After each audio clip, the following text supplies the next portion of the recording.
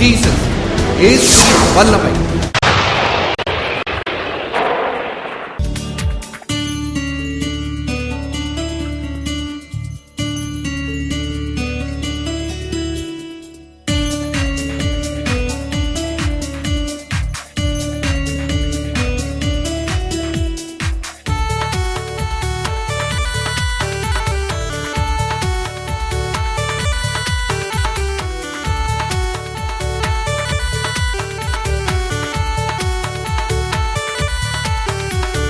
நுகங்களை முறித்திட்ட அபிஷேகம், அந்த கோரேசின் அபிஷேகம். நுகங்களை முறித்திட்ட அபிஷேகம், அந்த கோரேசின் அபிஷேகம். எல்லாம் கட்டுக்களை அகற்றிடுமே, எல்லாம் நோய்களை நீக்கிடுமே. எல்லாம் கட்டுக்களை அகற்றிடுமே, எல்லாம் நோய்களை நீக்கிடுமே.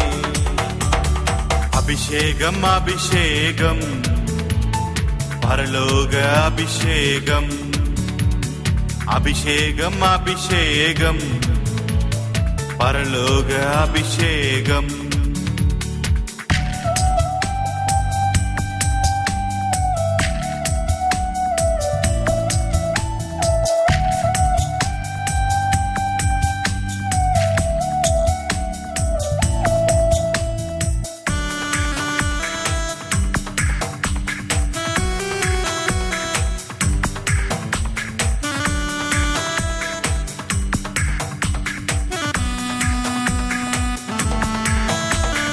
தாவீதை நிறைத்திட்ட அபிஷேகம், அந்த யூதராஜ அபிஷேகம்.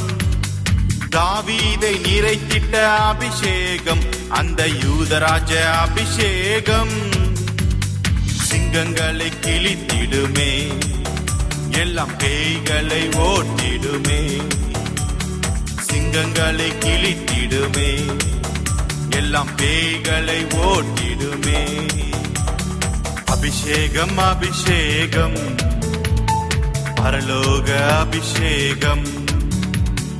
அபிஷேகம் அபிஷேகம், பரலோக அபிஷேகம்.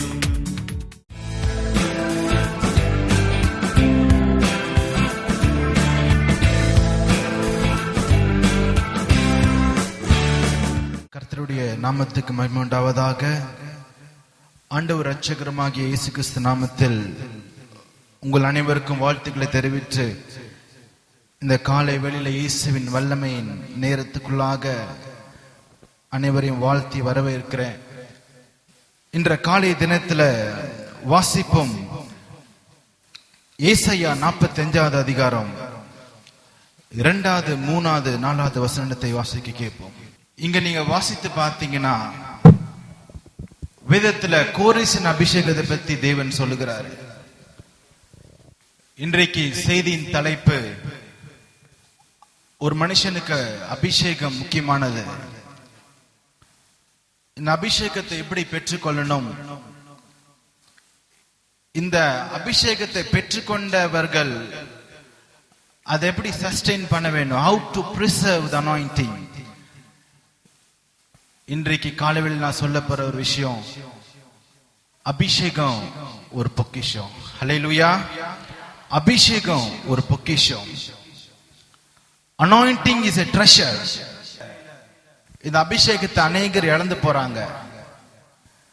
இந்த அபிஷேகத்துல அனாயிண்டிங்கோட வல்லமையை மகிமையை யார் அறிவதில்லை. நான் காலையில யோசிச்சு கொண்டு இருக்கும் பொழுது, எதுக்காக இந்த உபதேசங்கள், எதுக்காக இந்த கால அப்பா ஒரு சிலரை கூப்பிட்டு பேசிட்டு இருந்தாங்க. நானும் யோசிச்சுட்டு இருந்தேன், இதுக்காக வேஸ்ட். தினந்தோறும் பேசுறாங்க, தினந்தோறும் கேட்கறாங்க. நான் அப்பதான் யோசிச்சேன், இவர்களுக்குள்ளாக இந்த அபிஷேகம் கிரியை செஞ்சதுன்னா சொல்ல வேண்டிய அவசியம் இல்லை. அபிஷேகம் ஒரு மனுஷனை போதிக்கும். இந்த அபிஷேகம் பெற்றுக்கொள்கிற மனுஷர்கள் எப்படி இருக்க வேண்டும்? முதலாவது நீங்க பாத்தீங்கன்னா, இந்த வாழுகிற காலத்துல ஒரு மனுஷனுக்கு அபிஷேகம் ரொம்ப முக்கியம். அபிஷேகம் இல்லாம நீ ஒரு காலம் வாழ முடியாது. கோயிலுக்கு வந்தாலும் சரி, வேதம் வாசித்தாலும் சரி, ஜெபித்தாலும் சரி, அபிஷேகம் இல்லைன்னா உன்னால வாழ முடியாத ஒரு கிறிஸ்துவ வாழ்க்கை.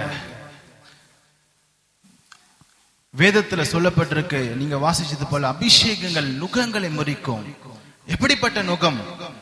முதலாவது பாத்தீங்கன்னா ஆண்டவர் சொல்றாரு மத்தேயு 11:29-30, என்னுடைய நுகம் சுலபமா இருக்குது. My yoke is very easy. வருத்தப்பட்டு பாரம் சுமப்பவர்களே எல்லாரும் என்கிட்ட வாங்க, உங்களுக்கு நான் இளைப்பாறுதல் தருறேன். எப்படிப்பட்ட பாரம், எப்படிப்பட்ட நுகம்! இந்த நுகம் சொல்லும் பொழுது அநேகருக்கு தெரியும், இந்த மாட்டு மேல சுமத்தி வண்டிகளை இழுக்க வைப்பாங்க, அது நுகம். முதுகுக்கு மேலாக போடப்படுகிற நுகம். எப்படிப்பட்ட ஒரு மனுஷன் இந்த நுகத்தை விட்டு வர வேணும்னா அவனுக்கு தேவை அபிஷேகம். ஹல்லேலூயா! இந்த அபிஷேகம் மட்டும்தான் நுகத்தை முறிக்க முடியும். இந்த அபிஷேகம் மட்டும்தான் எல்லா கட்டுகளை அறுக்க முடியும். வியாதி என்ற நுகம் மத்தேயு 12:22 பிறவியிலேயே குருடனும் செவிடனுமா இருக்கிறான் நுகம். அந்த நுகம் தேவன் உடைக்கிறாரு. பாவம் என்ற நுகம் ரோமர் 7:19, 20, 24, 25, ரோமர் 8:2, ரோமர் 8:13 இந்த நுகத்தை பத்தி வாசிக்கப்பட்டிருக்கிறது. இந்த நுகங்கள் இருக்கிற மனுஷர்களுடைய காரியங்களை பார்க்கும் பொழுது இன்றைக்கும் கிறிஸ்துவ வாழ்க்கையில நுகங்கள் போடப்பட்டுதான் இருக்குது. ஒரு 2 வாரத்துக்கு முன்பாக இந்த கோபாலபுரம் பகுதியில இந்த அந்த வீட்டுக்கு பின்னாடி 8வது தெருல இருந்து ஒரு போன் வந்துச்சு. அவர்கள் பிறவி கிறிஸ்டியன், கோயிலுக்கு போறவங்க, குடும்பத்துல சமாதானம் இல்ல, 3 பிள்ளைகளும் டைவர்ஸ். நானும் என் தகப்பனாரும் போனோம், குடும்பமும் போய் ஜெபித்தோம்.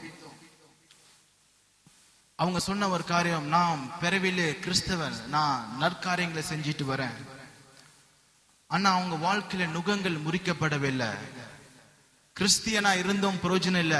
அந்த அபிஷேகம் உனக்குள்ள இருந்துச்சுன்னா அந்த நுகத்தை முடிக்கிற சக்தி அபிஷேகத்துக்கு மட்டும்தான் உண்டு. ஹல்லேலூயா! அந்த அபிஷேகத்துக்கு மட்டும்தான் உண்டு. அதைத்தான் ஒரு மனுஷன் அறிஞ்சு கொண்டான். ஊழியக்காரக்குள்ள இருக்கிற ஒரு மனுஷன் அறிஞ்சு கொண்டான். ஒண்ணு, ஊழியக்கார கூட இருக்கிறவங்க 2 காரியத்தை கடைபிடிக்க வேணும்.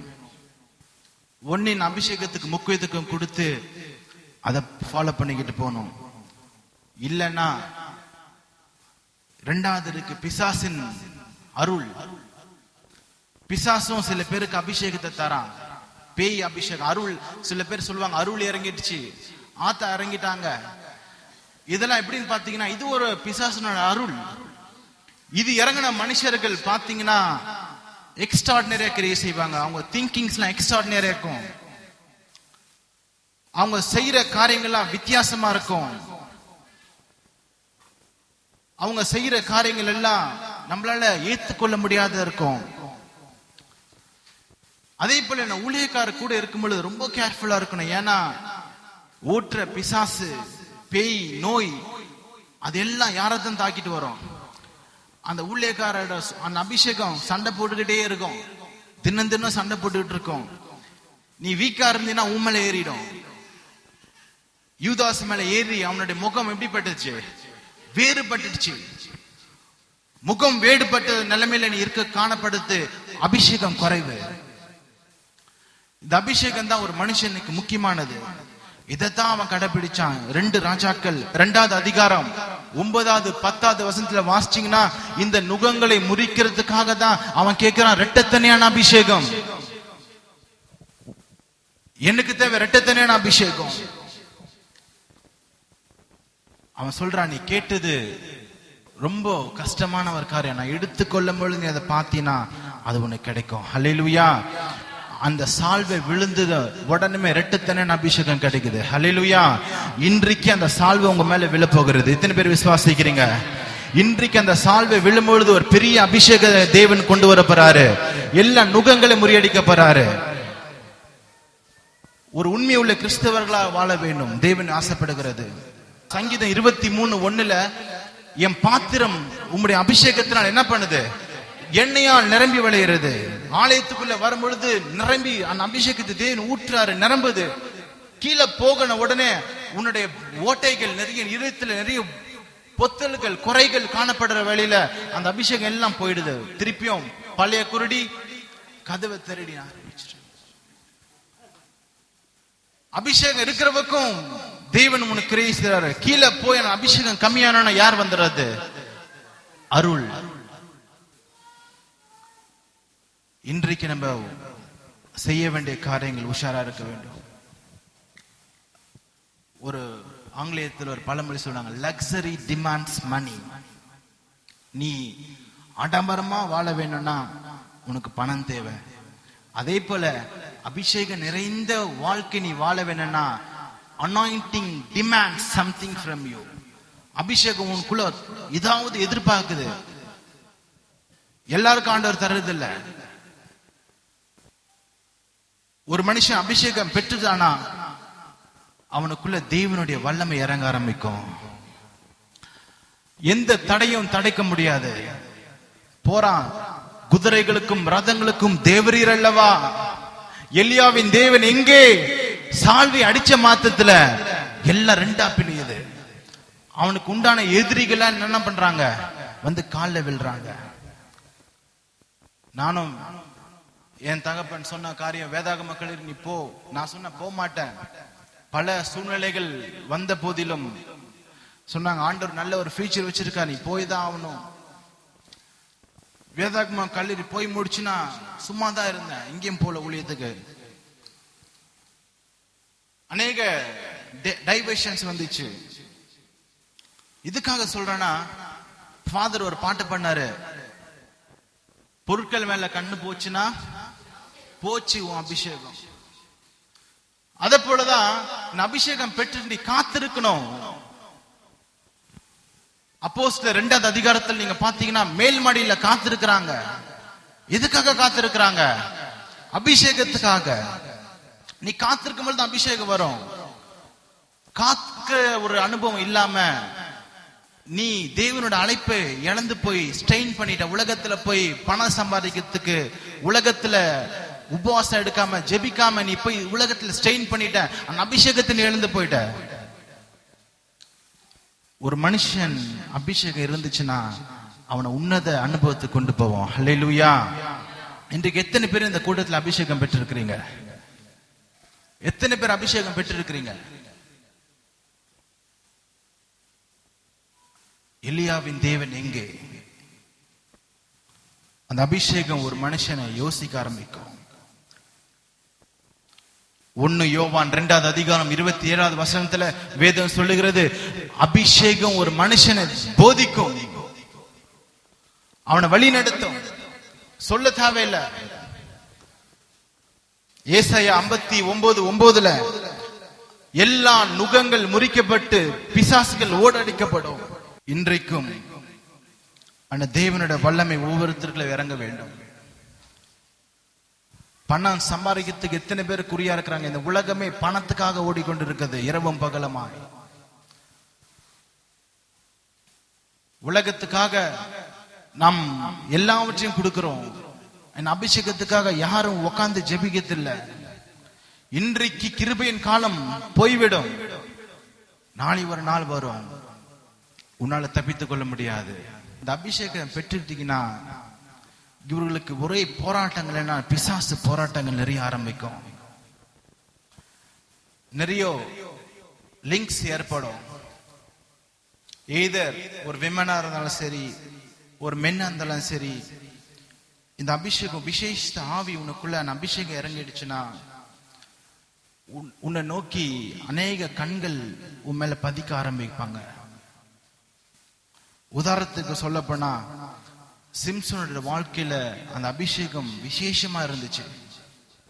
அதை எடுப்பதற்காக பிசாசு பல தெலைலாக்களை கொண்டு வந்தான், பல பெண்கள் கொண்டு வந்தான். இன்றைக்கும் இப்படிப்பட்ட அபிஷேகத்தை நீ காத்துக்கொள்ளினா உன்னுடைய ஜீவியத்தில் நீ உண்மை உள்ளனா இருக்கணும். அபிஷேகத்தை நீ காத்துக்கொள்ளனா, அபிஷேகத்துல பல விதங்கள் இருக்கு. அது எபிரேயர் பதத்துல மாஷாக். அபிஷேகத்துக்கு எபிரேயர் பதத்துல மாஷாக் அப்படின்னா அந்த ஒரு காரியத்துக்காக, ஒரு கிறிஸ்தவ வாழ்க்கைக்கு ஒரு ஆபரேஷன், ஒரு காரியத்தை முடிப்பதுக்கு இந்த அபிஷேகம் தேவைப்படுகிறது. 1 பேதுரு 2வது அதிகாரம் 9வது வசனத்துல வாசி பாத்தீங்கன்னா ராஜரிக ஆசாரிக அபிஷேகம். அபிஷேகத்துல மட்டும் 9 விதமான அபிஷேகங்கள் உண்டு. கர்த்தருக்கு சித்தமானால் நம்ம தொடர்ச்சியா பார்க்கலாம். ஆசாரியர் அபிஷேகம், பிரின்ஸ்லி அனாயிண்டிங். 2வது கிங்ஸ்லி அனாயிண்டிங், ராஜரிக அபிஷேகம். 3வது ஞானத்தின் அபிஷேகம், அனாயிண்டிங் ஆஃப் விஸ்டம். நுகங்களை அரிக்கிற அபிஷேகம், anointing that breaks the yokes. இன்னொரு அபிஷேகம் தீர்க்கதரிசன அபிஷேகம், ப்ராஃபட்டிக் அனாயிண்டிங். இன்னொரு அனாயிண்டிங் கிவிங் அனாயிண்டிங், கொடுப்பதுக்காக அனாயிண்டிங். இன்னொரு அனாயிண்டிங் பாத்தீங்கன்னா சுகமளிக்கும் அனாயிண்டிங், அனாயிண்டிங் ஆஃப் ஹீலிங். இன்னொரு அனாயிண்டிங் பாத்தீங்கன்னா பரிசுத்தாவின் அபிஷேகம், அனாயிண்டிங் ஆஃப் ஹோலி ஸ்பிரிட். இது எல்லாமே பாத்தீங்கன்னா ஒவ்வொரு படி, one after another, one after another, ஒன்னு முடிச்சுன்னு ஒன்னு. விசுவாச குடும்பங்களுக்கு ஆண்டவர் அபிஷேகத்தை காமனா கொடுக்கிறாரு. அதுல ஸ்பெஷலா ஊழியத்துக்காக நிக்கிற பிள்ளைகளுக்கு தேவன் கொடுக்கிற ஒரு அபிஷேகம் ராஜரிக அபிஷேகம். இந்த ராஜரிக அபிஷேகத்தெல்லாம் எல்லாம் பேய்கள் நடநடுங்கும், எல்லா விதமான நோய்கள் சுகமடைய ஆரம்பிக்கும், எல்லாம் மறைக்கப்பட்ட மந்திர தந்திரங்கள் வெளிப்பட ஆரம்பிக்கிற அந்த அபிஷேகத்தின் பெயர் ராஜரிக அபிஷேகம். இந்த ராஜரிக அபிஷேகம் யாருக்கு இருக்கிறதோ அவங்க கிட்ட தேவனுடைய வல்லமைகள், வரங்கள் கிரியை செய்ய ஆரம்பிக்கும். அவங்க சொல்லுவது நடக்கும், அவங்க செய்வதெல்லாம் வாய்க்கும். அவங்க போகும்பொழுது வியாதிகள் குணமடைய ஆரம்பிக்கும், பேய்கள் ஓட ஆரம்பிக்கும். அந்த ராஜரிக அபிஷேகம், இந்த அனாயிண்டிங் பெற்றவங்க வாழ்க்கையை பார்த்தீங்கன்னா ட்ராஜடியா இருக்கும். இப்படிப்பட்ட அனாயிண்டிங் பெற்ற மக்களுடைய ஒரு ஊழியக்காரருடைய வாழ்க்கையை பார்த்தீங்கன்னா தனிமையா இருப்பாங்க. முதலாவது number 1, if you receive the princely anointing, it makes you to stand alone. இந்த மாதிரி அபிஷேகத்தை நீ பெற்றுட்டீனா தனிமையா இருக்க ஆரம்பிப்ப, யார் கூட பேசணும்னு தோணாது, நீ யார்கிட்டயும் ஒட்டணும்னு நினைச்சாலும் ஒட்ட முடியாது, எந்த ஃப்ரெண்ட்ஸும் உனக்கு இருக்க மாட்டாங்க. இந்த அனாயிண்டிங் இதுதான் மெயின், ராஜரிக அபிஷேகம் தான் ஃபர்ஸ்ட். இதுக்கு அடுத்தது ஆண்டவர் அது எல்லாத்தையும் டாப் அப் பண்றது anointing of holy spirit, prophetic anointing, தீர்க்கதரிசன அனாயிண்டிங். இதெல்லாம் உனக்கு வேணும்னா நீ செய்ய வேண்டிய காரியம் கனி உள்ள வாழ்க்கை. இதயத்துல எந்த ஒரு தேவனுக்கு விரோதமான காரியத்தை செய்யக்கூடாது. You have to live a transparent life. ஒரு வெளியரங்கமான வாழ்க்கை நீ வாழ வேண்டும். பிசாசு இப்படிப்பட்ட மக்களுடைய சுத்தி வந்துட்டு இருப்பான். To take this anointing. Anointing is a treasure. Hallelujah. Hallelujah. இந்த அபிஷேகத்தை உனக்குள்ள தேவன் வச்சிட்டாருன்னா உன் அசைப்பதற்கு யாரும் இல்ல. எல்லாம் பேய்கள் ஓட ஆரம்பிக்கும், எல்லா நோய்கள் சுகமடிக்க ஆரம்பிக்கும், உன் குடும்பத்தில் இருக்கிற எல்லா சூழ்நிலைகள் மாற ஆரம்பிக்கும். கணவன் குடிச்சிட்டு இருக்கான, உனக்குள்ள அந்த அபிஷேகம் இருந்துச்சுன்னா அந்த அபிஷேகம் அவனை நோக்கி தடுக்க ஆரம்பிக்கும். It prevails you. இந்த அனாயிண்டிங் உனக்கு ஒரு தடுப்பு சக்தி மாதிரி. பிசாசு எதிர்த்து வர எல்லா விதமான சூழ்ச்சிகள் உன்னால அறிஞ்சு கொள்ள முடியும். அடுத்தது அவங்க என்ன செய்ய போறாங்க அதையும் உன்னால அறிஞ்சு கொள்ள முடியும். Because this anointing is direct. அபிஷேகம் ஒரு மனுஷனை போதித்து நடத்தும். அதத்தான் தாவீது பிரையாரிட்டி கொடுக்கிறான். ஏன் அபிஷேகத்தின் பாத்திரம் நிரம்பி ஓடட்டும். இன்றைக்கும் இந்த செய்தியை கேட்டுக்கொண்டு உங்களுக்கும் பார்த்து கொண்ட உங்களுக்கும் உங்க வீட்டுல தேவனுடைய அபிஷேகம் இறங்க போகிறது.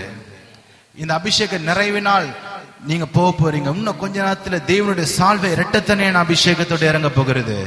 யாரெல்லாம் இதை பெற்றுக்கொள்ள நினைக்கிறீங்களோ உன் குடும்பங்கள் தலைகளாக மாறும். எல்லா விதமான தடைகள் உடைக்கப்படும், எல்லா கட்டுகள் அறுக்கப்படும். The anointing carries the power. காக்கா பாத்தீங்கன்னா ஒரு மரத்தை விட்டு மரம் பறந்துகிட்டே இருக்கும். ஒரு வீட்டுல வந்து உட்காரும், நீ ஷூன்னு சொல்லுவேன், என்ன பண்ண காக்கா பறந்து போயிடும். வந்து தண்ணி குடிக்க வரும், ஷூன்னு சொன்னா தெரிஞ்சிடும். நீ சாப்பிட வர ஷூன்னு சொன்னா போயிடும். கழுகினோட வாழ்க்கை அந்த மாதிரி ஒரு வாழ்க்கை கிடையாது. இந்த கழுகு அந்த காத்துல இருக்கிற அந்த மேக்னெட்டிக்கல் விண்டு, ஒரு காத்துல ஈத்தன் சொல்ற அந்த மேக்னெட்டிக் வேவ்ஸ் கேரி பண்ணிட்டு வரும். அதுதான் நீங்க பேசுறது, நான் பேசுறதுலாம் அந்த காத்து வழியா தான் போகுது. செல்போன் பேசுறது எல்லாம் அந்த காத்து தான் சுமந்துட்டு போகுது. அந்த கழுகுக்கு தெரியும் அந்த மேக்னெட்டிக்கல் விண்ட் எங்க இருக்கிறது. சோ அதுக்காக காத்து இருக்கும். காத்து இருக்கும் பொழுது அந்த விண்ட் வரும்பொழுது அந்த கழுகு அது விண்டோடே போக ஆரம்பிக்கும். ஹல்லேலூயா. இன்றைக்கு நீங்க பார்த்திருக்கீங்களா, மேல பறக்கிற பருந்து செட்டுகள் அடித்து பறப்பதை பார்த்திருக்கிறீங்களா? நம்மளும் சரி, அந்த மேக்னெட்டிக்கல் விண்ட், அந்த அனாயிண்டிங் உன்னை கேரி பண்ணிக்கிட்டு போயிட்டே இருக்கும். ஹல்லேலூயா. ஒன் ஆஃப்டர் another, அடுத்த லெவல். இப்ப எந்த லெவல்ல நீங்க இருக்கிறீங்களோ அந்த லெவல்ல நீங்க இருக்க முடியாது. ஹல்லேலூயா. இன்றைக்கு நான் சொல்றேன், இன்னைக்கு நம்ம ஒரு சேனல்ல பார்த்துட்டு இருக்கோம், ஆண்டவர் நமக்குன்னு சொந்தமா டிவியை கொடுத்து அநேகருக்கு ஆசீர்வாதம் மாற்ற விசுவாசிக்கிறேன். அதுதான் அபிஷேகம். இத கேட்கிற வீட்டுல அபிஷேகம் பாயும். இத காத்துல பறக்கும் பொழுது பிராட்காஸ்ட் ஆகும் அபிஷேகம் பாயும். அந்த அபிஷேகத்தின் மேன்மை நுகங்களை முறித்து உன்னை சிகரத்துக்கு மேல சிகரத்துக்கு கொண்டு போவோம். ஹல்லேலூயா. One after another. இப்ப இருக்கிற நிலைமையை காட்டிலும் அவனுக்கு இரட்டத்தனையான அபிஷேகத்தை கேட்கிறான். அவன் செஞ்சது 7 அதிசயம், 7 அற்புதங்கள் செய்யறான் எலியா. ஆனா எலிசா வாழ்ந்த காலத்துல 14 அதிசயங்கள் செய்யறான். That is the anointing. Hallelujah. Alleluia. இப்படி அனாயிண்டிங்ல பிசாசு பிடித்த மக்கள் சுட்டி வருவாங்க. They have to come and bow before this kind of anointing. இயேசு அக்கரைக்கா பிரயாணமாய் போகும் பொழுது லேகியோன் பிசாசு பிடித்த ஒரு மனிதன் இயேசுவை நோக்கி ஓடி வந்து என்ன பண்ணான்? பணிந்து கொண்டான். இவனுக்கு மேல சால்வை விழுந்தனோ யார் ஓடி வந்து பணிந்துரா? இவனை பேசி இகழ்ச்சியா பேசின எலிசாவை இகழ்ச்சியா பேசின மக்கள் அந்த சால்வை விழுந்தவனும் எலியாவின் ஆவியினுக்குள்ள இறங்குத கண்டு அவர்கள் வந்து தரமற்றமாய் சாஸ்திரமாய் விழுந்து பணிந்து கொண்டாங்க. இன்றைக்கும் சரி, இந்த செய்தியின் இறுதியிற்குள்ளாக நம்ம வந்து கொண்டிருக்கிறோம். இன்றைக்கு ஒருவேளை இந்த அபிஷேகத்தை நீ பெற்றுக்கொண்டு ஒருவேளை இழந்து போய் கிடக்கலாம். ஐயா, ஒரு காலத்துல நான் அதிக மணி நேரம் ஜெபிப்பேன், ஆனா இப்ப என்னால ஜெபிக்க முடியல. என் குடும்பம் ஜெப குடும்பமா இருந்துச்சு, ஆனா இப்போ அது இல்ல. என்னோட அபிஷேகத்தை நான் இழந்துட்டு இருந்தேன். இப்படிதான் அந்த மனுஷன் அபிஷேகத்தை இழந்து போனான். அவன் பெற்ற எல்லா அபிஷேகத்தையும் இழந்து போனான். சிம்சனோட வாழ்க்கையில எல்லா அபிஷேகத்தையும் இழந்து போனான். இன்றைக்கு தேவன் ஒரு நேரத்தை வச்சிருக்கிற. இந்த நேரத்துல அந்த அபிஷேகம் உனக்குள்ள இறங்க போகிறது. இதெல்லாம் லாங் ஸ்டாண்டிங்கா வெயிட் பண்ணிட்டு இருக்கோ, நல்ல ஒரு திருமண வாழ்க்கை, ஐயா வீடு கட்டி அப்படியே நிக்குது, என் பிள்ளைங்க கீழ்ப்படைய மாட்டாங்க, என் கணவன் கீழ்ப்படைய மாட்டாரு, என் குடும்பம் நல்லா வாழ்ந்து இப்ப உன்னை இல்லாம இருக்குன்னு ஒருவேளை நீ அமர்ந்திருக்கலாம். இன்றைக்கு அபிஷேகத்தை இழந்து போய் நீ உக்காந்து இருக்க இந்த வெளியில தேவனுடைய அபிஷேகம் ரெண்டத்தனையாக இறங்க போகிறது. நீ செய்ய வேண்டியது எல்லாம் ஒன்று, தெய்வமே இந்த ஒரு விசை எனக்கு இறங்குங்க.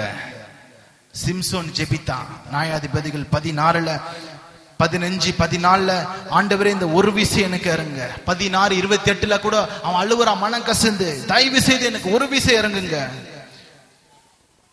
அபிஷேகத்தை நான் இழந்து போனேன். முதல்ல இருந்த ஜெப வாழ்க்கை இழந்து போனேன். சபையில இருந்த ஒரு ஐக்கியத்தை இழந்து போனேன். என் சுயமா நான் வாழ்ந்து இன்றைக்கு சமாதானம் இல்லாம கசப்போடு ஜனங்களோட ஒரு ஃப்ரீயா என்னால பழக முடியல, பேச முடியல, மனசுல ஏதோ ஒண்ணு இடிக்குது. இன்றைக்கு எல்லாவற்றையும் ஒப்பு கொடுத்து இன்றைக்கு அந்த அபிஷேகத்தை உனக்குள்ள இறங்கும் பொழுது தேவன் ஒரு புதிய கோணத்துல உன்னை கொண்டு போறார். ஹல்லேலூயா. ஒரு ஞானத்தை கொடுக்க போகிறாரு. உன் எதிரி எல்லாம் சங்கரிக்கப்படுவாங்க. ஏன்னா அபிஷேகத்தை it prevents you from the danger. ஒரு ஆபத்து வருதுன்னா, ஒரு பிசாசு வருதுன்னா, இன்றைக்கு நீங்க நினைச்சீங்க அந்த அபிஷேகத்துக்குள்ள இருந்து உன் பக்கத்து வீட்டுக்காரன், உன் ஏத்த வீட்டுக்காரன், இல்ல உனக்கு யாருன்னா விரோதமா எதனா தீங்கா பேசினாங்களோ அன்றைக்கே தேவன் சந்திப்பாரு. உனக்காக யுத்தம் செய்து அபிஷேகம் போய் சண்டை போடும். நீ போய் அமைதியா நின்னாலே போதும், எல்லாம் வந்து காலில் விழுவாங்க. That is the anointing. ஆனா உன்னை யாரும் புரிஞ்சுக்க மாட்டாங்க. இந்த அபிஷேகம் பெற்ற ஒரு மனுஷனை யாரும் புரிஞ்சுக்க மாட்டாங்க. அவங்க செய்யறதெல்லாம் ஆப்போசிட் சைடுக்கு எல்லாம் எதிர்ப்புதாவே இருக்கும். திமிர்ல செய்யறான், ஆணவத்துல செய்யறது போல இருக்கும். ஏன்னா அவங்களால புரிஞ்சு கொள்ள முடியாது. அப்படிதான் எலிஷாவோட வாழ்க்கையில புரிஞ்சு கொள்ளாதான் ஏதோ பேசிட்டாங்க மக்கள். இப்போ சால்வை விழுந்து அவனுக்குள்ள ரெட்டத்தின அபிஷேகம் இறங்குதும் பேசின மக்கள் எல்லாம் காலில் வந்து விழுறாங்க. இன்றைக்கு உனக்கு விரோதமா யாருன்னா பேசுறாங்களா, தூஷணமா பேசுறாங்களா, வீட்டுல இங்க ஒரு பேச்சு வெளியில ஒரு பேச்சு பேசுறாங்களா, முன்னாடி ஒரு பேச்சு பின்னாடி ஒரு பேச்சு பேசுறாங்களா, கவலைப்படாத. இன்றைக்கு அந்த அபிஷேகம் உன்னுடைய எதிரிகள் எல்லாம் தொட போகிறது. ஹல்லேலூயா, ஹல்லேலூயா. இன்றைக்கு அந்த நுகங்களை முறிக்கிற அபிஷேகம். It's a powerful anointing. இது ஒரு வேர்ல்ட். அந்த அபிஷேகத்தை நிறைஞ்சினா உனக்கு அது ஒரு அனுபவம், உன்னத அனுபவம். குடிக்காரனை போய் பார்த்து கேட்டீங்கன்னா, என்ன குடிச்சிட்டே இருக்கிற, குடிச்சா நான் ஏதோ வேற உலகத்துக்கு போறேன்னுவாங்க. இன்ஜெக்ஷன் பண்றவன், ட்ரக் அடிக்கிறவன் கேட்டா காத்துல மிதக்கிறது போல இருப்பானாங்க. ஆனா நீ அபிஷேகத்தை பெற்று இதுக்குள்ள நிறைஞ்ச ஆரம்பிச்சுன்னா உனக்கு உன்னத அனுபவம் ஆரம்பிக்கும். ஹல்லேலூயா. உனக்கு உடம்புலாம் லேசாக ஆரம்பிக்கும். ஏதோ காத்தோட காத்தா பறக்கிறது போல இருக்கும். உன் கூட ஒரு 1000 பேர் இருக்கிற ஒரு தைரியம் உண்டாகும். நீ யாருக்கும் பயப்பட மாட்ட. முதலாவது பயம் ஓடி போயிடும். ஒரு ஆளு 1,00,000 பேர் வந்தாலும் நிப்ப. That is anointing. அதுதான் அபிஷேகம். வேதத்தின் உதாரணமா பாத்தீங்கன்னா எலியாவை சுத்தி லட்சக்கணக்கான மக்கள் நிக்கிறாங்க, குதிரைகள் ரதங்கள் இருக்கு. ஆனா இவன் ஒரே ஆள். அந்த anointing gives the power, authority. இன்றைக்கு நீ உனக்கு நீ தனிமையா இருந்தாலும் சரி, எனக்கு யாருமே இல்லையா, எனக்காக சண்டை போடுறதுக்கு, எனக்காக பேசுறதுக்கு, வக்காலத்துக்கு யாருமே இல்ல. உனக்கு இந்த அபிஷேகத்தை நீ பெற்றுட்டீனா உன்னை பார்க்கும் பொழுது எல்லாம் சரண்டட் ஆகும். ஹல்லேலூயா. நீ ஒரு இடத்துக்கு போறனா அங்க இருக்கிற கிரேசர் எல்லாம் பேய்களும் கட்டப்படும். நீ நடக்கும் பொழுது அந்த நிழல பட்டு சுகம் அடைவாங்க. That is the kingly anointing. ராஜரிக அபிஷேகம். இன்றைக்கு தேவன் அதை தரப்போகிறாரு. நம்ம எவ்வளோ சாதிக்கிறோம், எவ்வளோ பண்றோம். தேவனுக்காக கொஞ்ச நேரம் அமர்ந்து ஜெபிக்க முடியல. தம் குடும்பத்துல சொந்த பிள்ளைகள் அழிஞ்சு கொண்டிருக்கிறாங்க, அவங்கள ஜெபித்து திருத்த முடியல. சொந்த கணவன் அழிஞ்சு கொண்டிருக்காரு, அவரை ஜெபிச்சு திருத்த முடியல. மனைவி அழிஞ்சு ஜெபிச்சு திருத்த முடியல. நீ உட்கார்ந்து ஜெபிக்கும் பொழுது அந்த அபிஷேகம் திருத்தம். ஹல்லேலூயா. அந்த அபிஷேகம் ஒரு மனுஷனை போதித்து திருத்த ஆரம்பிக்கும். இன்றைக்கு இரட்டத்தன அபிஷேகம் சால்வையில வராந்தது. The blanket brings the double portion of anointing. இன்றைக்கு நாம ஜெபிக்க போகிறோம். அந்த சால்வை இன்றைக்கு விழ போகுது.